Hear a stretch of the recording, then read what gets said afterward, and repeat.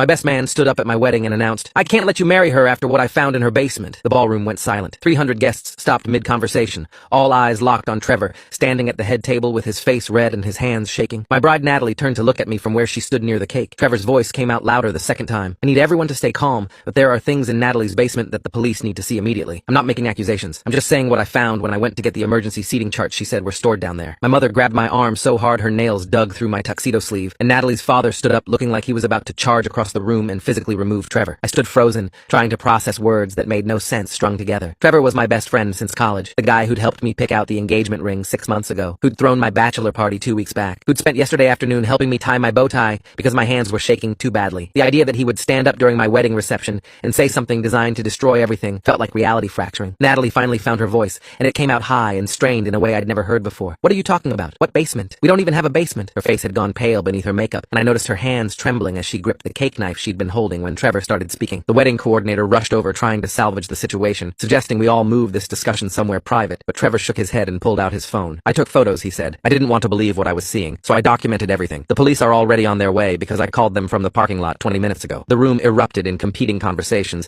as guests tried to make sense of what was happening. Natalie's mother started crying loudly, while her father shouted at Trevor to shut his mouth or face a lawsuit for slander. My own father appeared at my side, asking what the hell was going on. I genuinely had no idea what he was talking about. Natalie and I had been together for 2 years, engaged for 6 months, and I'd been to her townhouse hundreds of times without ever seeing or hearing about any basement. The place was built in the 70s as part of a development that famously had no basements due to water table issues. Trevor started swiping through his phone while people shouted questions at him. He held up the screen showing a photo of what looked like a wooden door with a heavy padlock, then swiped to show concrete stairs leading down into darkness, then another image of something I couldn't quite make out. Natalie lunged toward Trevor with a scream that didn't sound human, the cake knife still gripped in her hand. 3 people grabbed her before she could reach him, including one of her bridesmaids and my cousin Danny. The knife clattered to the floor, and Natalie collapsed into the arms of the people holding her, sobbing so hard her whole body shook. That reaction sent ice through my veins because it looked like guilt or terror or some combination that made Trevor's impossible claims suddenly feel less impossible. My mother demanded to see Trevor's phone, and when he handed it over, her face went gray as she scrolled through the images. She looked at me with an expression I'd never seen before and said,